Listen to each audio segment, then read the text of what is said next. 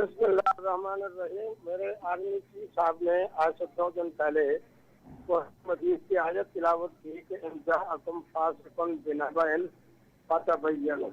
آپ نے جتنے حوالے دیے ہیں تو میں آرمی چیف صاحب کی طرح یہی کہوں گا کہ جب تک آنے والی جو خبر ہے اور دی بھی فاسق نے ہے اور شہرت کے لیے دی ہے تو اس کا معنی کیا ہے کہ فتبینوا. ماشاء اللہ میں بھی آپ سے قرآن وہ بھی. صورتحال یہ ہے کہ یہ فتویٰ مجھ سے پوچھا تھا ان 80 کروڑ مسلمانوں نے جو ماسکو سے لے کے افغانستان تک ان 14 ممالک میں رہتے ہیں جو اسلامی ممالک ہیں. ان اسلامی ممالک کے جناب جو چیمبر آف کامرس کے پریزیڈنٹ تھے انہوں نے مجھ سے فارسی میں بات کی. ان کے جو وائس پریزیڈنٹ تھے انہوں نے مجھ سے انگریزی میں بات کی. اور ان کے ہاں ایک 2-3 علماء بیٹھے تھے انہوں نے مجھ سے عربی میں بات کی. انہوں نے یہ کہا کہ ہمارے ہاں ووٹ کا ایسے پیا جاتا ہے اس طرح کے آپ حضرت سرائکی لوگ کیا پیتے ہیں؟ لسی پیتے ہیں. پٹھان لوگ جو ہے وہ قہوہ پیتے ہیں اور اس کے ساتھ جناب چائے پیتے ہیں. میں اسی کو دیکھنے کے لیے اس فیکٹری میں گیا جو مری کے نام سے موجود ہے پاکستان کے اندر. میں نے جا کے دیکھا کہ گنے کا رس اور اس کے بعد جناب اپنا اس کے اندر 2-3-4 قسم کے کیمیکل، پھر آگے فرش قسم کے جوسز جس میں کوئی آڑو کا، کوئی امرود کا، کوئی کسی اس سے جو تیار ہوتی ہے اس کا نام ہے ووڈکا. اچھا جی. اس کا نام ہے وسکی، اس کا نام ہے بیئر. اب مجھے بتائیں کہ کیا حضور کے زمانے میں یا اس زمانے کے اندر جو الخمر جسے ہم شراب اور دارو کہہ رہے ہیں، تمام علماء اسلام سے پوچھیں کہ کیا وہ مختلف جو پھل تھے ان پھلوں کا جو جوس نکالا جاتا تھا پھر اس کو زیر زمین دفن کیا جاتا تھا یا آگ میں ڈالا جاتا تھا؟ 66% وہ الخل جو ہے جو جوس ہوتا تھا وہ جب خشک ہو جاتا تھا اور باقی 35% بچتا تھا یہ ہوتا تھا الخمر.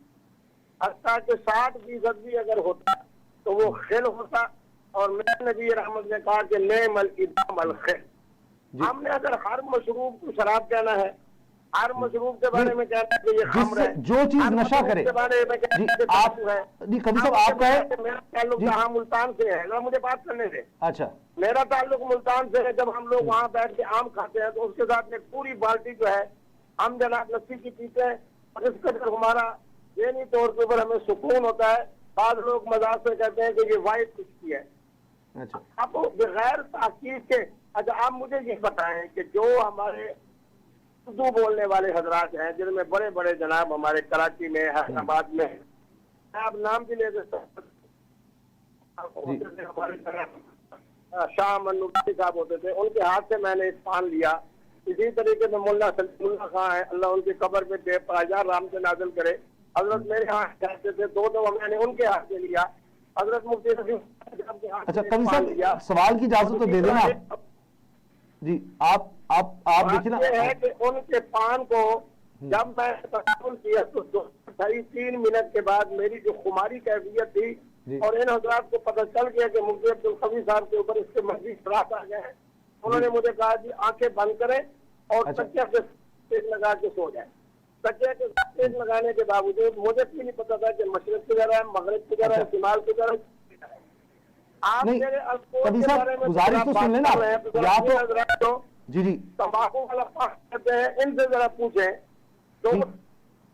یا تو کبھی صاحب دیکھیے 5 منٹ ہو گئے آپ کو گفتگو کرتے ہوئے. حضرت میری گزارش سن لینا. کبھی صاحب میری گزارش تو سن لینا. اب آپ کو 5 منٹ ہو گئے ہیں. ہم ایسا کرتے ہیں آپ 3-4 منٹ آپ کی 30 سیکنڈ مجھے دے دیں بات کرنے کے لیے. یا تو آپ یہ کہتے ہیں کہ جی چونکہ تمباکو سے بھی نشہ ہو رہا ہے، نسوار سے بھی نشہ ہوتا ہے، اس لیے یہ بھی حرام کے زمرے میں آتے ہیں. آپ نے تو اس کی دلیل پیش کر کے آپ نے الکوہل کو حلال کر دیا. یعنی لکھا ہوتا ہے نان الکوہلک. جن مشروبات کی آپ بات کر رہے ہیں وہ نان الکوہلک ہیں. یعنی اردو میں شراب ہے. جو چیز بھی نشہ کرے کیا دین میں وہ حرام نہیں ہے؟ جو چیز بھی نشہ کرے کیا وہ حرام نہیں؟ شاباش، بہت اعلیٰ، واہ اسامہ زندہ باد. کل مسکر خمر، ہر نشہ آور چیز خمر ہے. خمر کا معنی حرام ہے، ہمارے عقل ہے. مفتی عبدالقوی صاحب جو ہے 5 دفعہ ازمائش کے ساتھ تمباکو والے پان کو کھانے کے بعد 2 سے 2.5 منٹ کے بعد انہیں خمار عقل ہوا، ان کی آنکھ بند ہو گئی، ان کا دماغ گھومنے لگ گیا. اور میرا مفتی اعظم اور اردو بولنے والا دن میں 5 مرتبہ وہی تمباکو والا پان کھاتا ہے، اس کے اوپر کوئی اثر نہیں ہوتا، تو ان کے لیے حلال ہے، میرے لیے حرام ہے، موٹی سی بات ہے۔ اچھا۔ اسی طرح نسوار، مجھ سے پٹھان بہت زیادہ محبت کرتے ہیں، اللہ انہیں خوش رکھے۔ انہوں نے مجھے کہا کہ جی مفتی صاحب، میں نے کہا یار نسوار کو رکھو اسے ٹھنڈا کر کے، انہوں نے ایک گلاس کے اندر ڈال کے مجھے دیا صرف تجربے کے لیے کہ تاکہ جب اسامہ مجھ سے پوچھے تو میں بتا سکوں۔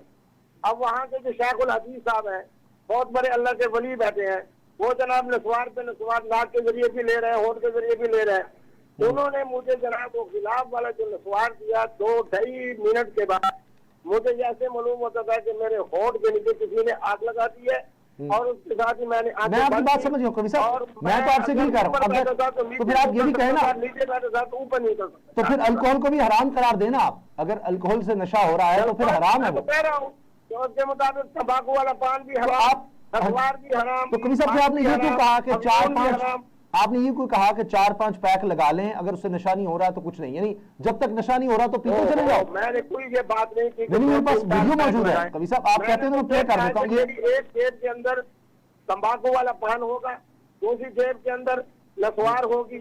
اگر کوئی آدمی اس دونوں کو استعمال کرنے کے بعد بتائے کہ 2-2.5-3 منٹ کے بعد اس کا کیا رزلٹ ہے، پھر اگر کوئی آدمی اپنا آپ اجازت دیں ویڈیو چلا دوں، وہ بھی بتائے کہ اس کی کیا کیفیت ہے، یہ میں ہوا کہ اسے خمار نہیں چل رہا، اسے خمار چل رہا ہے، اگر وہ حرام ہے تو یہ بھی حرام ہے، اگر وہ حلال ہے تو یہ بھی حلال ہے۔ نہیں، آپ کے جملے یہ ہیں، میں دہراتا ہوں، میرے پاس ویڈیو موجود ہے، میں نے سنی بھی ہے، آپ کہیں گے میں چلا دوں۔ آپ نے کہا کہ 4-5 پیک آپ پی لیں جب تک کہ آپ کو نشہ نہ ہو، جب تک آپ کو نشہ نہ ہو آپ پیتے رہیں، یہ آپ بات کر رہے ہیں 4-5 پیک آپ پی لیں جب تک نشہ نہیں ہوتا، کوئی مسئلہ نہیں۔ اچھا، اب قرآن مجید کی آیت پڑھوں، مفتی عبدالقوی کی یہی عظمت ہے، جو میں بات کرتا ہوں لا تقربوا الصلاۃ وانتم سکارى، نماز کے قریب نہ جاؤ کہ تم نشہ میں ہو۔ اے اللہ کب تک نہ جائیں؟ فرمایا حتی تعلموا، جب تمہاری کھوپڑی درست ہو جائے، ما تقولون، تمہاری زبان درست ہو جائے۔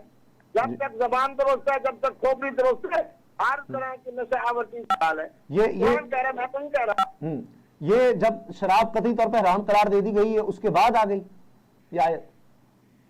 نہیں، میرے حضرت بات یہ ہے اسامہ صاحب، آپ میرے بیٹے ہو، نہیں ایک ہمارے علماء تک یہ موضوع نہیں ہے۔ میں جس زمانے میں ابھی صاحب میری گزارش دیکھیے، اسلام میں تو بتدریج آئے نا، ایک دم سارے احکامات نہیں آ گئے تھے، ایک دم سارے احکامات نہیں۔ آج کا ہم غلامی کو جائز کہیں گے؟ بتدریج ایک چیز کو اسلام نے ختم کیا ہے قوی صاحب۔ اب آج غلامی بھی آپ دیکھیے کہیں نہیں ملے گی آپ کو، اس کا مطلب یہ تو نہیں کہ جی اس وقت تھی تو آج ہم غلامی کو بھی لے آئیں، بتدریج چیزوں کو ختم کیا۔ کوئی ایک دن تو نہیں سارے روزے بھی فرض ہو گئے تھے، نماز بھی فرض ہو گئی تھی، شراب بھی حرام ہو گئی تھی، زنا بھی حرام، سارا کچھ ایک دن تو نہیں سب کچھ ہو گیا تھا۔ آپ علماء سے صرف 3 باتیں پوچھیں جی، ایک بار آپ مفتی عبدالقوی ہیں اور میں اسامہ ہوں، آپ علماء سے پوچھیں کہ خمر کیا ہے، پھر ان سے پوچھیں کہ الکوہل جو ہے وہ خمر ہے یا نشہ آور مشروب ہے۔ اچھا، کیا وہ صحیح جواب دے دیں پھر نعرہ لگانا مفتی عبدالقوی زندہ باد۔ اچھا، لیکن وہ تو اب حال یہ ہے نا کہ آپ کی جو جتنی بھی گفتگو ہوتی ہے اس سے وہ لوگ اتنے علماء پریشان ہیں، وہ کہتے ہیں جی ہمیں ساتھ نہ ان کے بٹھائیں۔ یار علماء تمباکو والے پان سے پریشان نہیں ہے، علماء تمباکو والے پان کے بارے میں حضرت مفتی سر ولی خان کا فتویٰ ہے کہ تمباکو والا پان حرام ہے،